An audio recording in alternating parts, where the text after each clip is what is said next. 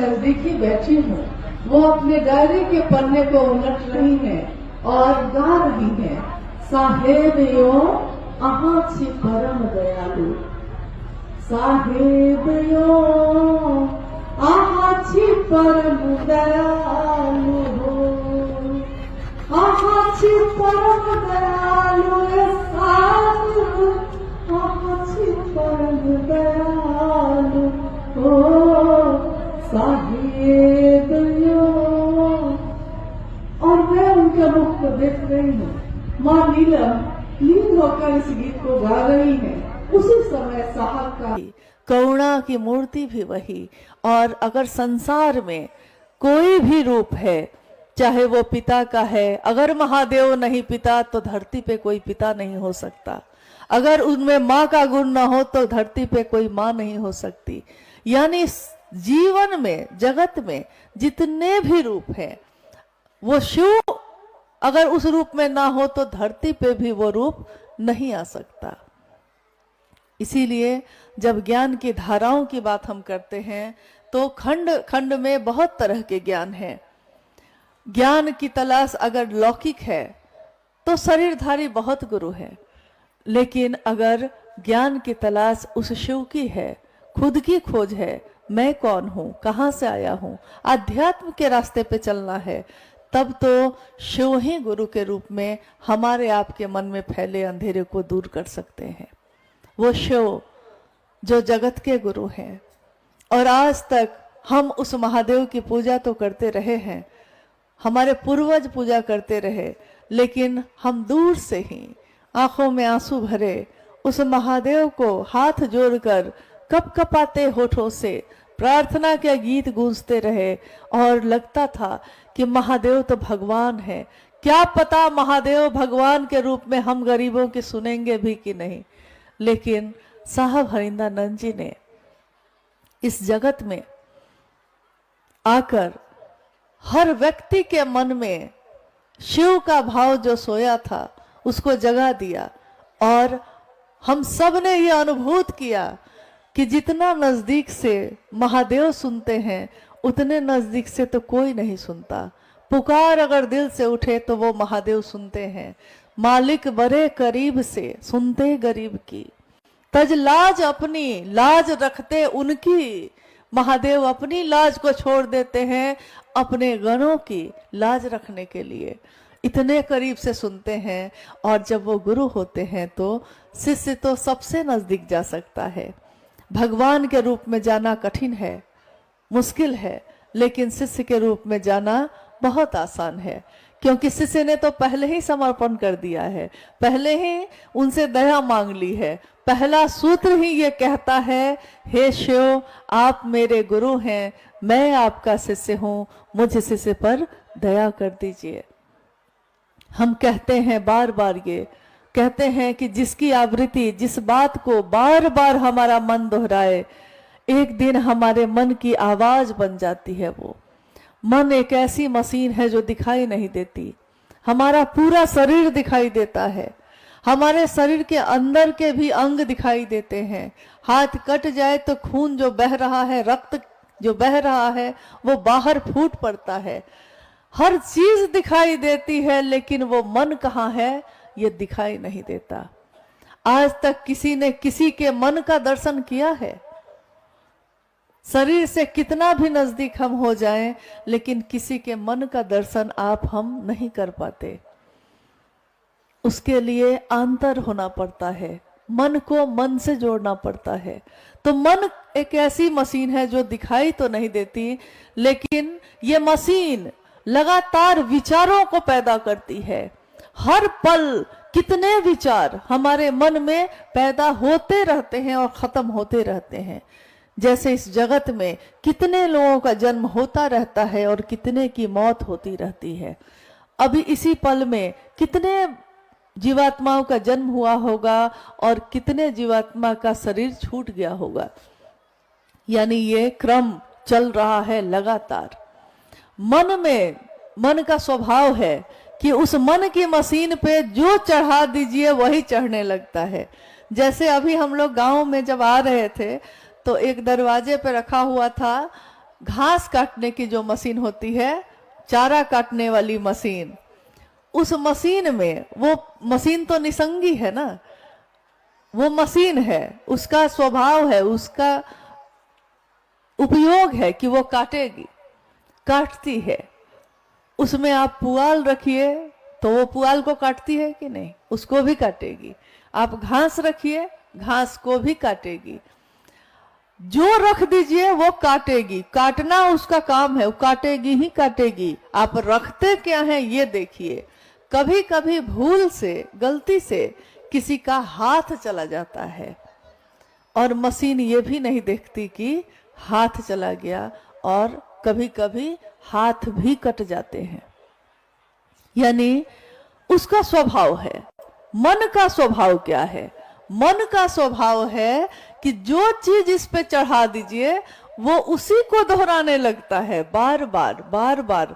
हम सोए हो तब भी, हम जगे हो तब भी। अभी शादी ब्याह का मौसम है, खूब शादी हो रही है, तो घर घर में शादी का माहौल है।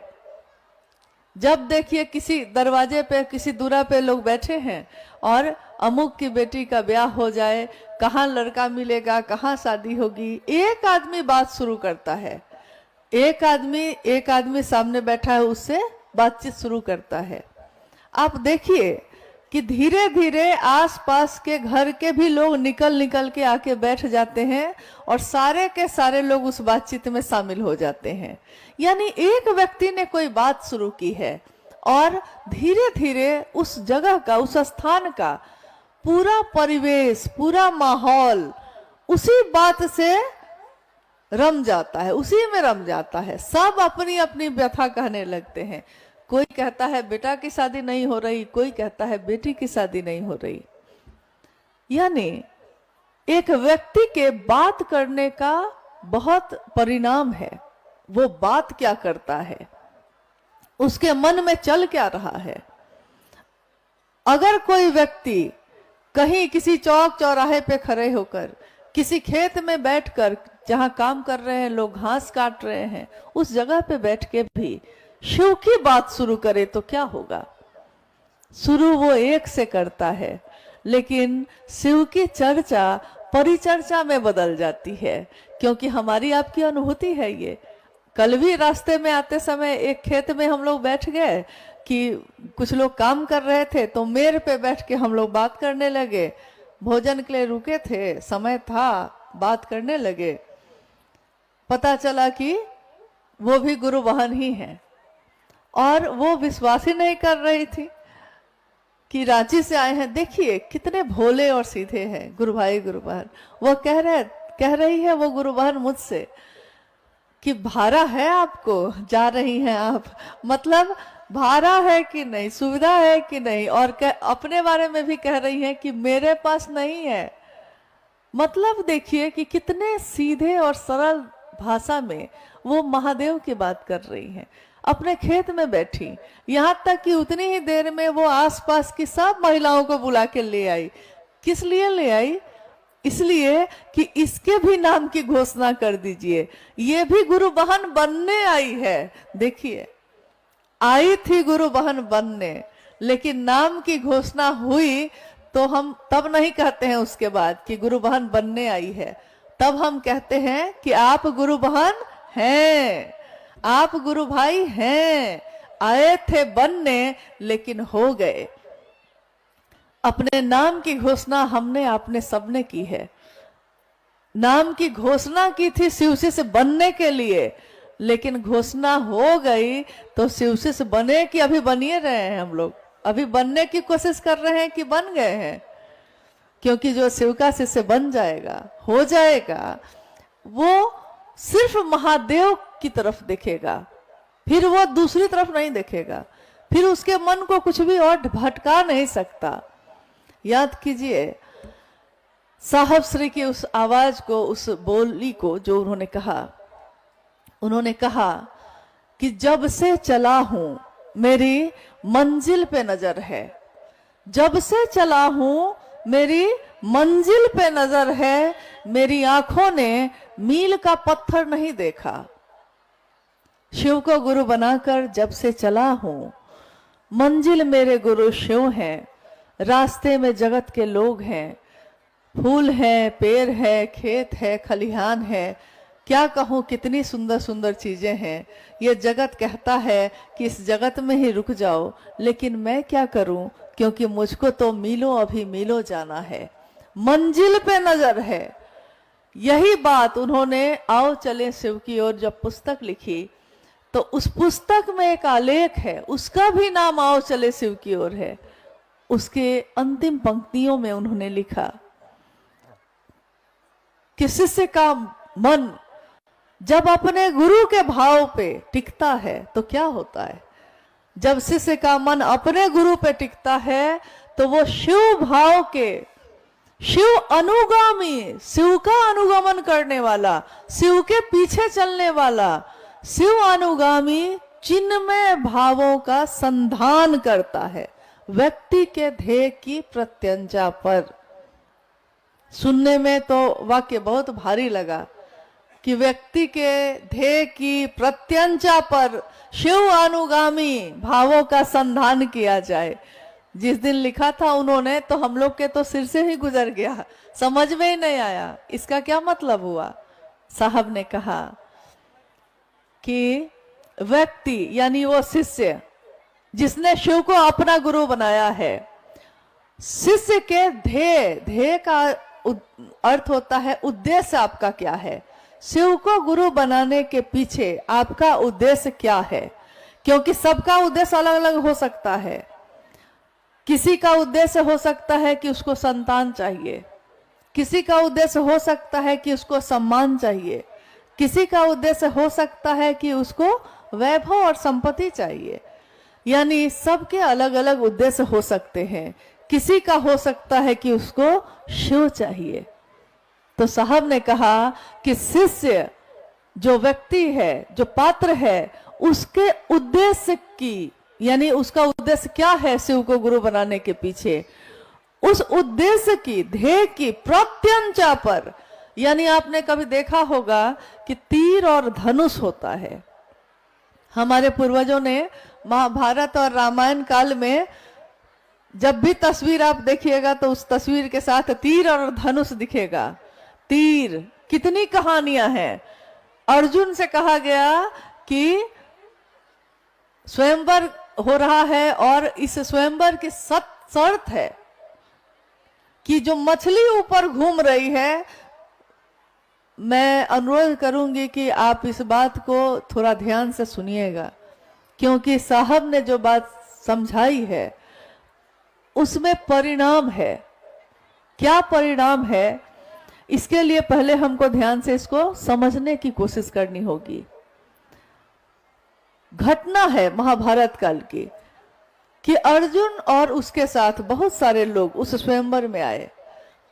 छत पे एक मछली जो टांगी गई थी वो घूम रही है, और शर्त यही थी उसमें कि जो अपने तीर से उस मछली की पुतलियों पे लक्ष्य भेद करेगा, लक्ष्य यानी उसकी मंजिल क्या है, उस मछली की पुतली, और तीर चलाना है। तीर कहां से चलेगा, धनुष पे ही ना चलेगा। तीर चलाने के लिए तो धनुष पे प्रत्यंचा, प्रत्यंचा का अर्थ होता है कि आपने तीर पकड़ा है और धनुष को अपने हाथों में पकड़ा है, उस धनुष पे प्रत्यंचा चढ़ाई है, यानी तीर लगाया है और उसके धागे को खींचा है। जितनी ताकत और लक्ष्य के भेदन के साथ, ताकत यानी मन की ताकत हो कि शरीर की ताकत हो, उसके साथ, और लक्ष्य आपका सामने एक बिंदु है। अगर आपके आंखों ने उस बिंदु के अलावा कुछ भी और देखा तो लक्ष्य पे आप संधान नहीं कर सकेंगे। लेकिन अगर आपकी आंखों ने उस लक्ष्य के सिवा कुछ भी और नहीं देखा तो आपके हाथों में धनुष है, तीर है, लेकिन धनुष और तीर से लक्ष्य नहीं भेदे जाते, लक्ष्य मन से भेदे जाते हैं।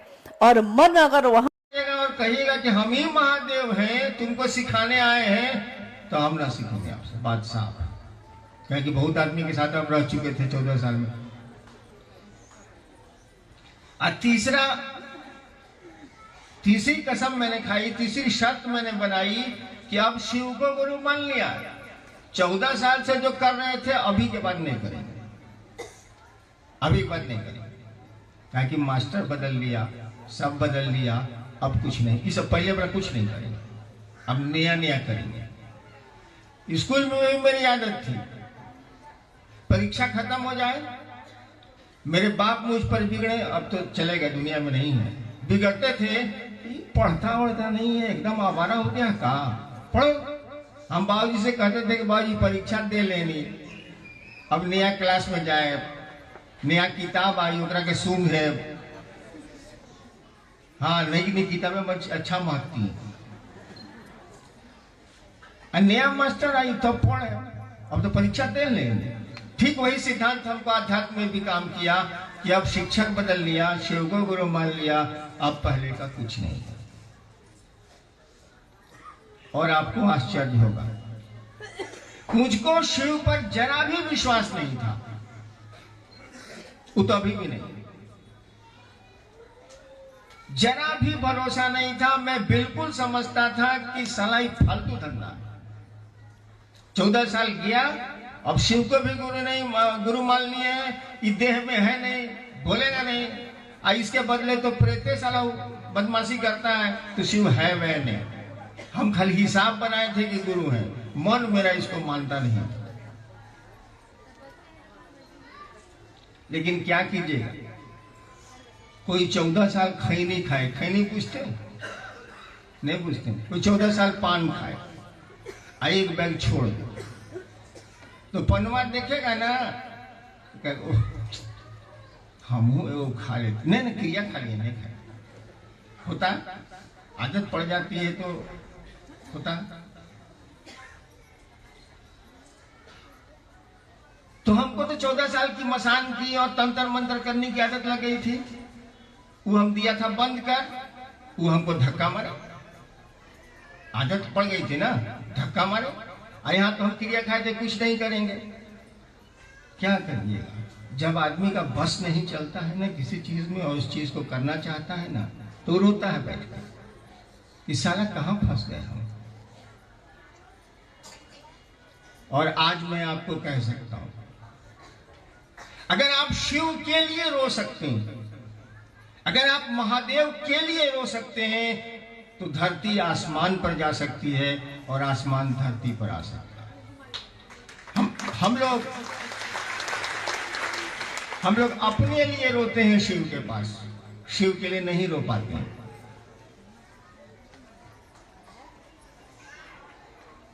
और कोई विश्वास नहीं था। अब तो कहता हूं कि गुलाब का एक फूल ले लीजिए, उसको मसल दीजिए, तब भी सुगंध उसमें आएगी, दुर्गंध नहीं देगा वो। ठीक उसी तरह से वह शिव है, उसको बढ़िया से रखिए, या उस पर अविश्वास करिए, या जो मन करे और श्रद्धा दीजिए उसको, लेकिन उसके साथ सटे रहिए। जिंदगी खूबसूरत हो जाएगी, जीवन सुंदर हो जाएगा। तो मैं कह रहा था कि मैंने केवल शिव मेरे गुरु हैं, हम तो जानते भी नहीं थे कि शिव गुरु हैं। जब 8 साल के बाद लोगों से हमने कहना शुरू किया, 8 साल तक हम किसी को बोल भी नहीं किए, अपनी पत्नी को छोड़ के किसी को मैंने नहीं कहा कि मैंने शिव को गुरु माना। मैं जानता था कि साला यहाँ भी भंडोल होगा, ये काम नहीं करना, किसी को नहीं कहते थे हम। लेकिन 8 साल में जो हमको रिजल्ट आया, जो परिणाम आए, जो नतीजे आए, उससे हमारा मन कहने लगा ये तो गुरु है भैया, कहने इसको लोग गुरु मानते हैं। और तब मैंने कहना शुरू किया था 8 साल के बाद कि शिव को गुरु बनाए आप, वो गुरु हैं। और तब मुझको मालूम हुआ कि लोग जानते हैं कि शिव गुरु है। हम कहा कि जब मालूम था कि शिव गुरु है तो गोदी में लेकर शहर में ढिढोरा। मालूम है कि उससे बड़ा गुरु नहीं होता है, उससे आप परिचित भी हैं, खानदान दर खानदान से परिचित हैं, और आपको जानकारी है कि वो जगत गुरु है, आदि गुरु है, गुरुओं का गुरु है, तो उसको अपना गुरु क्यों नहीं बनाते हैं भाई साहब। आइए देखते हैं आपने क्या लिख के भेजा है।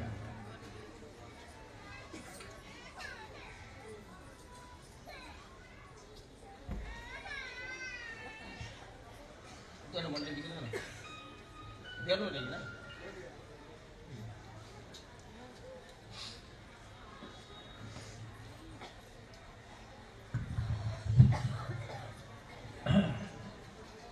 पंकज प्रिंस मधेपुरा।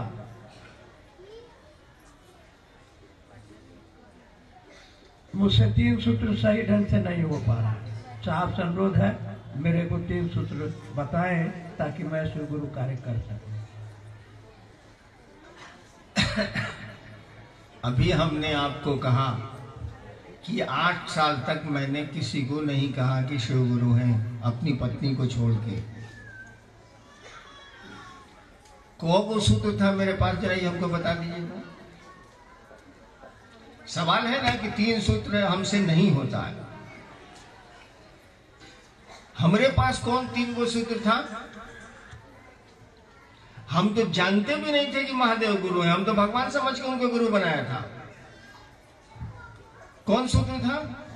अरे एक चाहत थी, एक सोच थी, एक संकल्प था कि शिव को गुरु माने हैं। अब जो हो इसे देखल जाए, भोजपुरी में जो होगा सो देखा जाएगा। क्या हो जाना है यहाँ कुछ होता नहीं है। यहाँ सभी आए हैं जाने के लिए। घर बना लेंगे, बच्चे पैदा कर लेंगे, थोड़ी सुख सुविधा के साधन जुटा लेंगे और जाना तो सबको है। मेरे खानदान के भी लोग गए, मैं भी जाऊंगा। एक संकल्प था कि अब शिव को गुरु माने हैं, जो होगा सो देखा जाएगा। और मुझको तो मालूम भी नहीं था कि ये गुरु है। 8 साल तक मैं जानता भी नहीं था। मैंने भगवान समझा, भगवान को ही गुरु समझा, शिव गुरु है बाद में मालूम है। एक चाहत थी, एक संकल्प था, एक निश्चय था कि शिव को गुरु माना है तो अब मानेंगे, जो होगा सो देखा जाएगा। और क्या क्या नहीं हुआ मैं आपको बताऊंगा ना, तो आप तो शिव को गुरु नहीं मानेंगे, छोड़ देंगे। शिव को गुरु मानने के बाद जो 14 साल से जो प्रेत मेरे साथ थे, उन्होंने मुझको छोड़ा नहीं। क्योंकि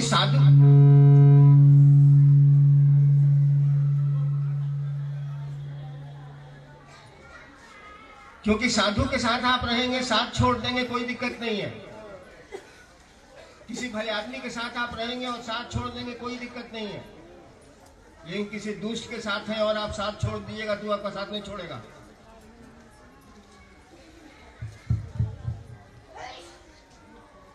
तो शिव को गुरु मानने के बाद जो 14 साल मेरे संगी साथी थे, वो मेरा पीछा करते रहे।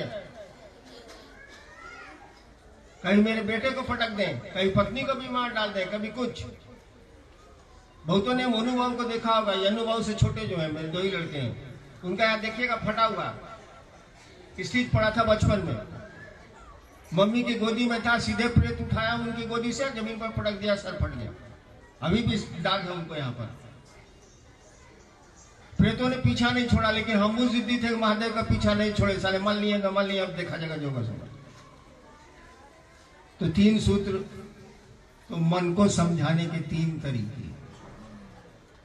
मन ही न चेला बनेगा भाई साहब, शरीर तो शिष्य बनेगा नहीं। मन न पत्नी बनता है, मन न बेटा बनता है, मन न बाप बनता है, मन न दोस्त बनता है, मन ही दुश्मन भी बनता है, मन ही शिष्य भी बनता है, शरीर नहीं बनता है। अगर शरीर बनता तो फिर तलाक के मुकदमे न्यायालय में, कोर्ट में नहीं होते। अगर शरीर बनता तो एक ही माँ बाप के 2 बेटे और मुकदमे हो जाते हैं, मारपीट हो जाती है, झंझट हो जाती है। मन जुड़ता, मन चेला बनेगा। तो 3 सूत्र तो मन को समझाने के 3 साधन है और कुछ नहीं। मन ही मन आप कहते हैं कि हे शिव आप मेरे गुरु हैं, मुझ पर दया कर दी। दूसरों से आप चर्चाएं करते हैं कि मैंने शिव को गुरु माना है। भाई साहब मान लीजिए क्या दिक्कत है आपको उतने बड़े को गुरु को अपना गुरु बनाना। तीसरा, मन ही मन प्रणाम करते हैं, शरीर तो प्रणाम करता नहीं। शरीर तो दिखता है प्रणाम करते हुए, लेकिन शरीर प्रणाम नहीं करता, मन प्रणाम करता है। बहुत बार हम लोगों ने लोगों को प्रणाम किया है, प्रणाम सर, प्रणाम काका। और लोग पूछा उसके जाने के बाद कि कौन था बॉस, हमके माने साला कुत्ता है। तो देखिए, हाथ ने तो प्रणाम किया, मुंह ने भी कहा गोड़ लगी ले काका, और जाने के बाद कोई पूछता है कि कैसा बॉस, हमको माने साला कुकुर है। यानी मन प्रणाम करता है, शरीर प्रणाम नहीं करता, बोली प्रणाम नहीं करती। नमः शिवाय भी मन करेगा, आपकी बोली नहीं करेगी, आपका कंगन नहीं करेगा। शिव का शीश न कंगन बनेगा, न तिलक बनेगा, न आपके कपड़े बनेंगे, न आपका शरीर बनेगा, मन बनेगा। मन ही न संकल्प करता है, मन ही न निश्चय करता है, मन ही न सोचता है। आप सोचिए कि शिव मेरे गुरु हैं, हे महादेव आप मुझ पर दया करिए। और सोच लीजिए कि सारा योगा से देखा जाएगा महादेव मेरे गुरु रहेंगे। 3 सूत्र मुझको कौन सिखलाया? उस महादेव ने सिखलाया कि नहीं सिखलाया? वो तो बोलता भी नहीं। आप भी सीख जाएंगे, आप भी बढ़ जाएंगे। कोशिश तो करिए, उस महादेव से दया तो मांगिए, थोड़ा नमः शिवाय तो करिए, हो जाएगा। नेक्स्ट जी। हमारा सौभाग्य है कि शिव के शिष्य साहब हरिंद्रानंद जी के इस संदेश को लेकर आप तक आने का मौका मिला और आपसे मिलने का भी मौका मिला। यहाँ कौन किससे मिलता है, परंतु आज का ये मौसम महादेव की शिष्यता इसने मिलने का एक मौका दे दिया है, एक संयोग बना दिया है। जैसा कि आप नाम से जानते हैं, शिव की चर्चा, शिव को गुरु बनाने का ये संकल्प, ये संदेश शिव के शिष्य साहब हरिंद्रानंद जी का है, जिनका जन्म इस कालखंड में 31 अक्टूबर सन 1948 को हुआ। बिहार एक ही था उस समय, झारखंड 2000 में बना है, लेकिन जब उनका जन्म हुआ तो बिहार और झारखंड एक ही था, यानी उस समय तो ये बिहार ही था। और उनके जन्म के दिन दीपावली का दिन था। दिए जले, दिए कब जलाते हैं हम अपने घरों में? जब कोई शुभ काम होता है, जब भी कुछ शुभ हो तो रोशनी के दिए जलाते हैं। हमारी सभ्यता, हमारी संस्कृति में रोशनी को जलाया जाता है, बुझाया नहीं जाता। हालांकि अभी थोड़ा सा कभी कभी देखते हैं कि बहुत जगहों पे लोग दिए को बुझाने लगते हैं, मोमबत्ती को बुझाने लगते हैं, लेकिन भारत की संस्कृति ये कहती है कि यहाँ हमेशा ज्ञान का दिया जला है।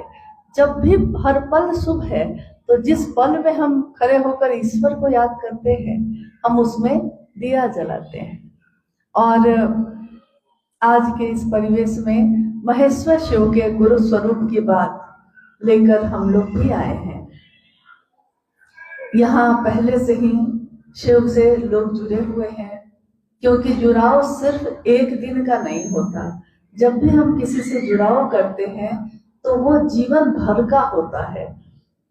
जब किसी लड़की का, एक बच्ची का ब्याह होता है कहीं, तो वो ब्याह जीवन भर के लिए होता है। एक रिश्ता जो उसके धर्म पिता, धर्म माँ से बनता है, वो जीवन भर के लिए बनता है।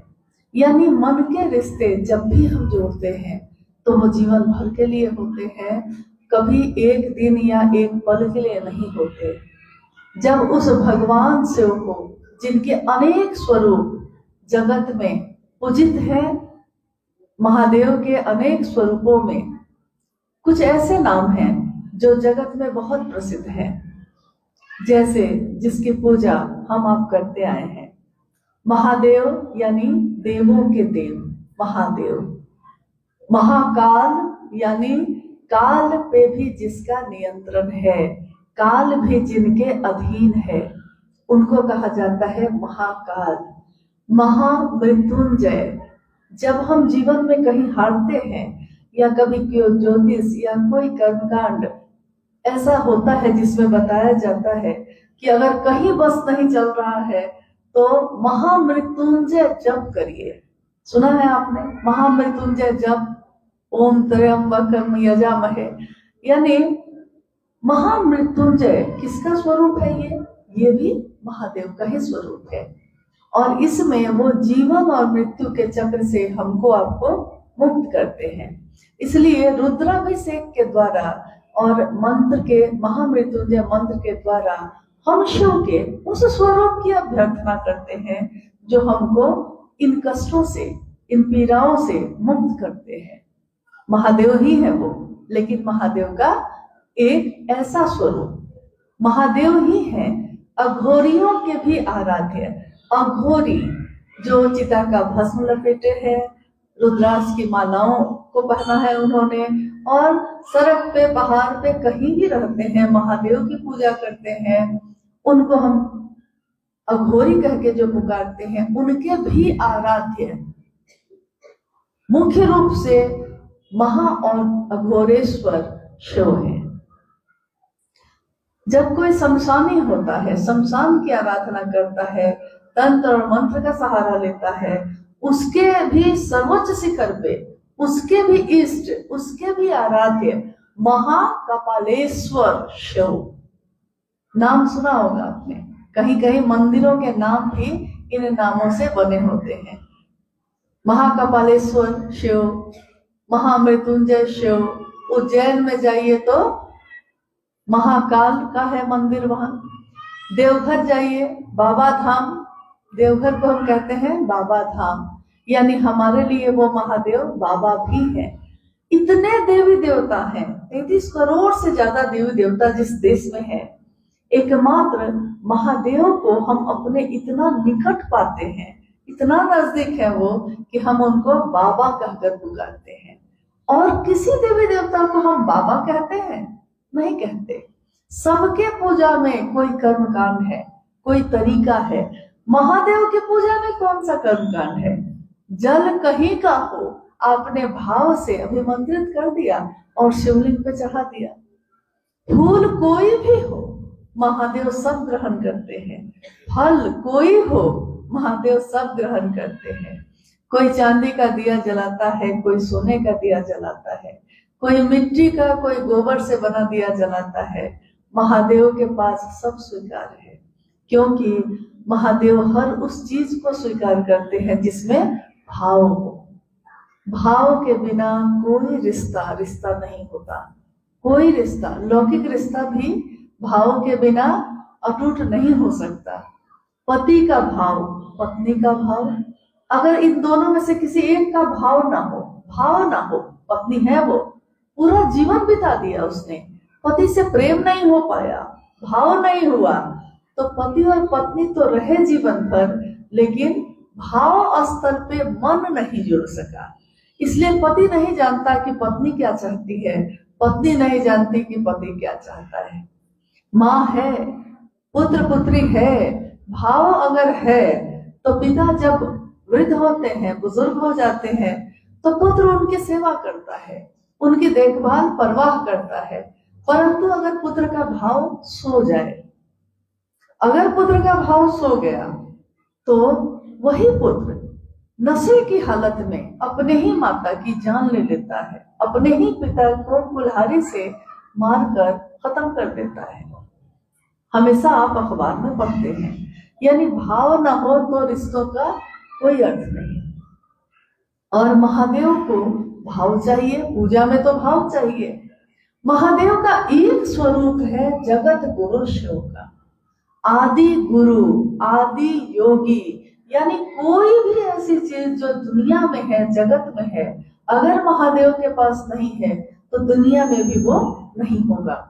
अगर महादेव अर्धनारीश्वर है, यानी पुरुष भी है और स्त्री भी है, हर मानव शरीर में स्त्री और पुरुष दोनों के गुण होते हैं, संतुलन में होते हैं।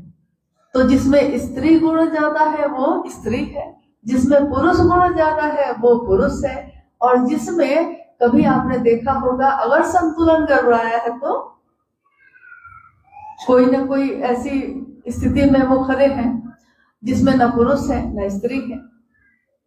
परंतु महादेव का अर्धनारीश्वर स्वरूप ये दिखाता है, ये बताता है कि संतुलन में ये दुनिया चलती है।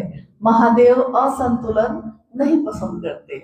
इसीलिए गरीब हो या अमीर हो, किसी भी जाति का, किसी भी धर्म का हो, लेकिन शिव के सामने सब एक ही है। यहाँ कोई बड़ा छोटा नहीं होता। महादेव के गुरु स्वरूप से, जगत गुरु की कुर्सी पे कौन है? शरीर में बहुत सारे लोग गुरु हैं, हमारे गांव में, हमारे शहर में, हमारे राज्य में, हमारे देश में, विदेश में बहुत सारे लोग ऐसे हैं जो हमको और आपको कोई ना कोई सही रास्ता दिखाते हैं कुछ दूरी तक। कुछ दूरी के बाद वो भी यही कहते हैं कि मंत्र का जप करते रहिएगा तो इष्ट से आपका संपर्क हो जाएगा, उनकी कृपा होगी तो आपका जीवन सुंदर होगा, आपकी जो पीड़ा है, कष्ट है, खत्म होंगे। कुछ दूर के बाद उनका सामर्थ्य, उनकी सीमा भी खत्म हो जाती है। लेकिन क्या जगत गुरु शिव कोई नियम लगा सकते हैं, कोई बंधन बांध सकते हैं? जितने भी धर्म आज दुनिया में है सब मानव के द्वारा निर्मित है, लेकिन आध्यात्म का अर्थ होता है जो जाति, धर्म, लिंग, वर्ण, संप्रदाय, ये सबसे ऊपर की बात हो रही है। इंसान का इंसान से प्रेम हो, एक मानव का, एक जीवात्मा का शिव से प्रेम हो, इसकी बात है। तो इस बात में कौन सा नियम? कोई मांसाहारी है, कोई शाकाहारी है, कोई प्याज लहसुन भी नहीं खाता, ऐसा भी है। कोई अमीर है, कोई गरीब है, कोई किसी जाति का है, कोई किसी जाति का है। परंतु जैसे ही हम एक मानव ये कहते हैं हे शिव आप मेरे गुरु हैं, शिव को गुरु मानने के बाद पहला सूत्र जो हम कहते हैं, हे शिव आप मेरे गुरु हैं, मैं आपका शिष्य हूँ, मुझे शिष्य पर दया कर दीजिए। जैसे हम कहते हैं महादेव को गुरु के रूप में पुकारते हैं और वहां हम कहाँ खड़े हैं? शिष्य बनकर खड़े हैं। मेरे पिताजी हैं तो उनसे हम सारी संपत्ति मांग सकते हैं, सारी सुविधा मांग सकते हैं, लेकिन मेरे वही पिताजी पढ़ाने का काम भी करते हैं, गुरुजी भी हैं, शिक्षक भी हैं। तो हमको उसी पिताजी से ज्ञान लेने के लिए क्या बनना पड़ेगा? क्या बनना पड़ेगा? शिष्य बनना पड़ेगा। क्योंकि ज्ञान एक ऐसी चीज है जो जबरदस्ती नहीं सिखाई जा सकती।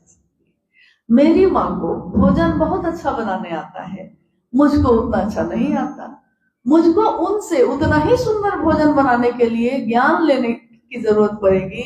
यानी माँ तो है, वो भोजन बनाकर मुझको दे सकती है, लेकिन बनता कैसे है, क्या तरीका होता है, क्या इसका अभ्यास होता है, इसके लिए हमको मन को एक भोजन बनाने के लिए भी मन को उन्मुख करना पड़ता है, मन को उस दिशा में ले जाना पड़ता है।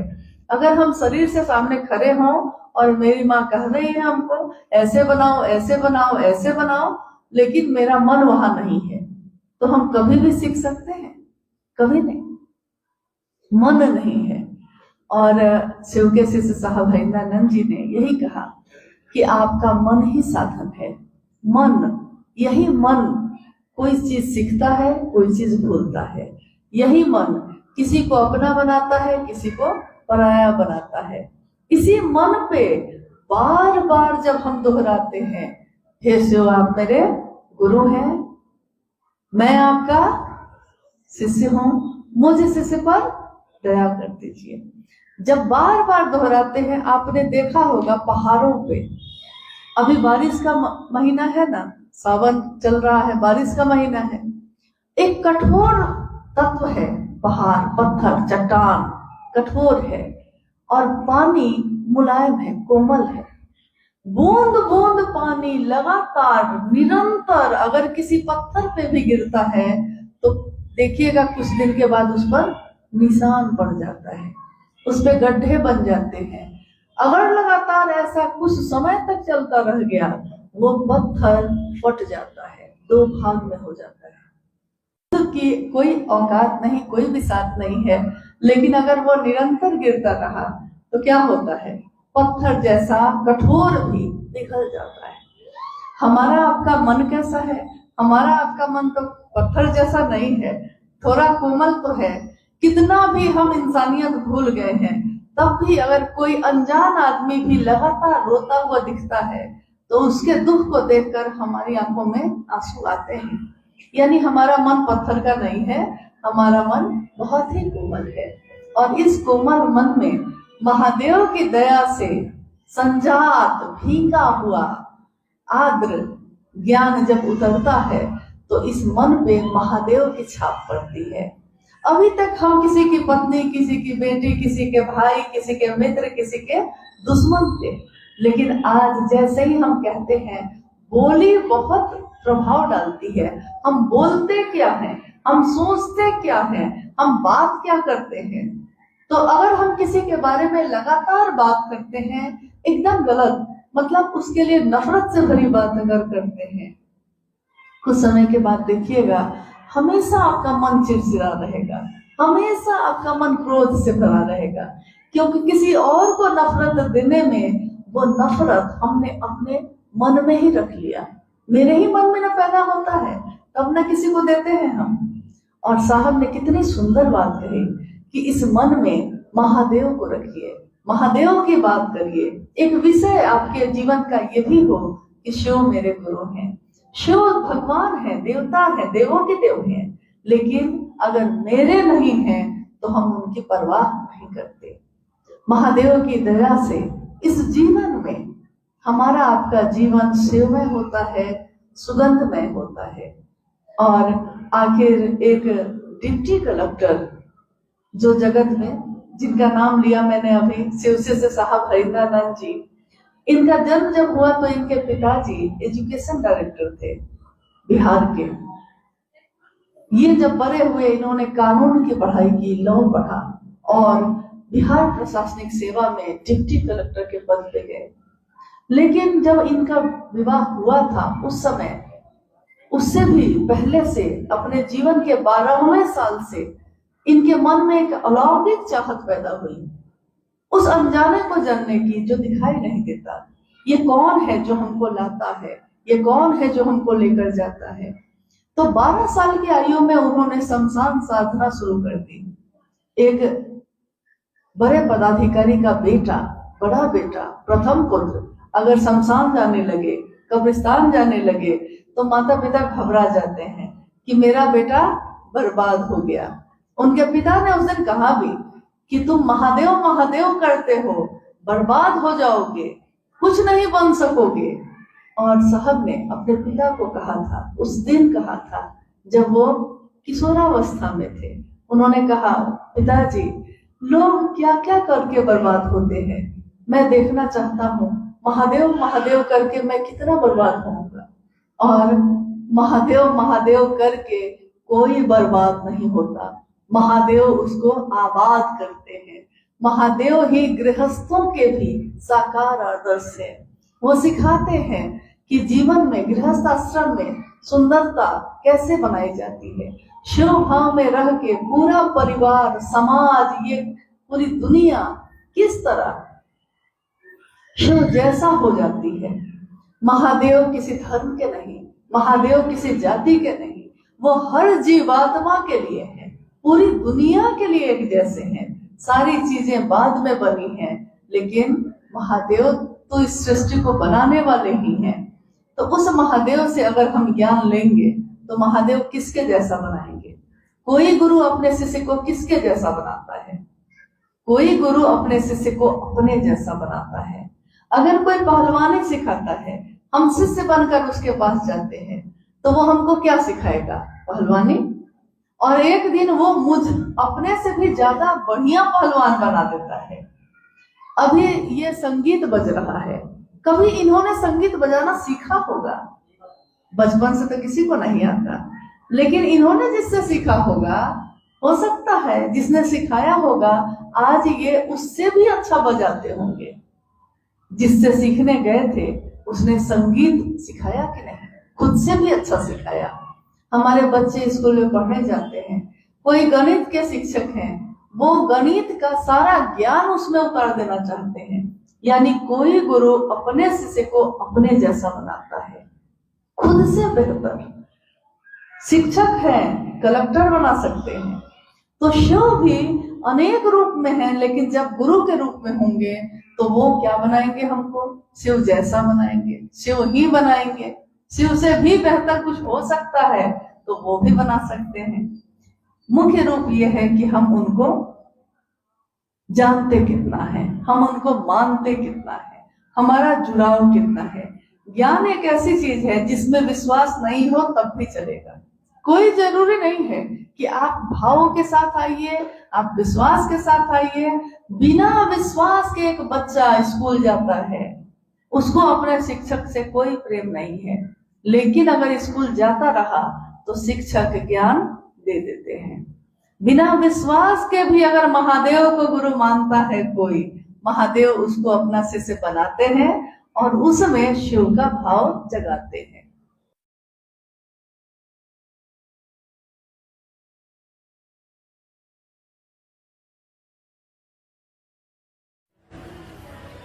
ये सावन के महीना में इस जलडेगा में महादेव गुरु की दया हुई कि आज आप लोगों के बीच में मिलने का मौका मिला। अपने गुरु शिव की बात करने का एक मौका मिला आपसे। कुछ आप लोगों से भी सुनेंगे और कुछ सुनाएंगे।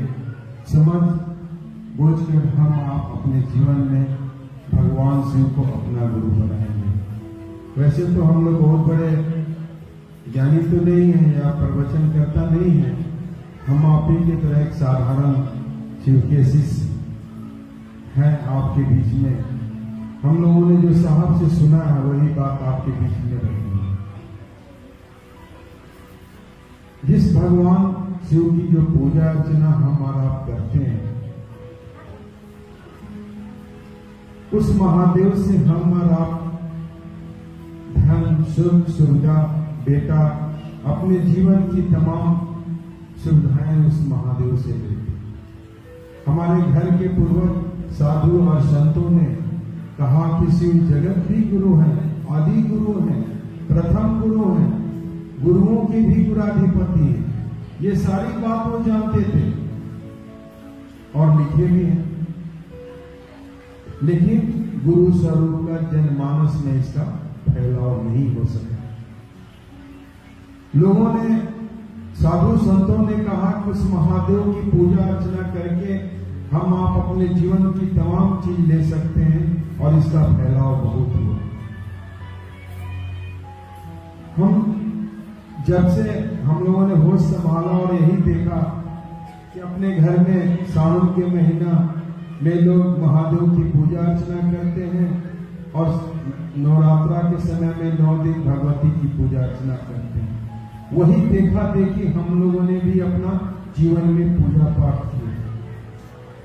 जो माँ बाप से हम लोगों ने देखा वही करते हैं, लेकिन इस पर हम लोगों ने विचार नहीं किया कि हम और आप जिस देवी देवताओं की पूजा अर्चना कर रहे हैं, क्या उस महादेव, उस देवी देवता, उस भगवती की पूजा से भगवान प्रसन्न हो रहे हैं कि नहीं हो रहे हैं, कौन बताएगा।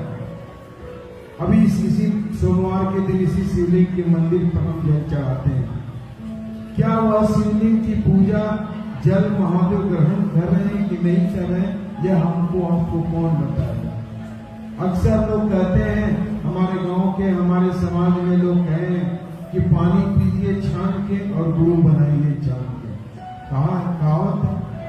और हम आप कहीं न कहीं किसी न किसी गुरु से हमारा आपका जुड़ाव होता है, लेकिन गुरु करते क्या है, गुरु का दायित्व क्या होता है, शिष्य भी अपने गुरु के प्रति क्या जवाबदेही लेता है, ये सिस्टम हम आप नहीं जानते। लेकिन इस कालखंड के हमारे बड़े गुरु भ्राता साहब हरिंद्रानंद जी ने महादेव को गुरु बनाकर लोगों के बीच में कहा कि कहाँ जा रहे हो, जो तुम्हारे घर के बाबा हैं ना, हमारे दादा भी उनको बाबा कहे, हमारे पिताजी भी बाबा कहे, हम भी बाबा कह रहे हैं, आने वाला पीढ़ी उसको बाबा कहेगा।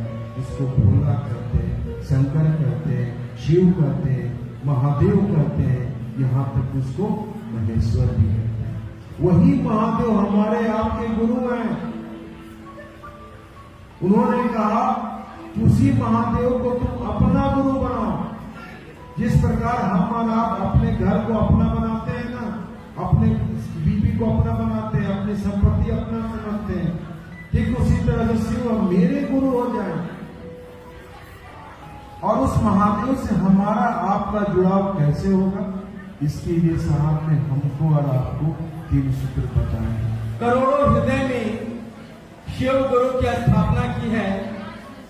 हम लोग उनके बारे में कुछ बात करेंगे। क्या है ये शिव गुरु की शिष्यता? ये जो घर घर के बाबा शिव हैं, उनसे हमारा नाता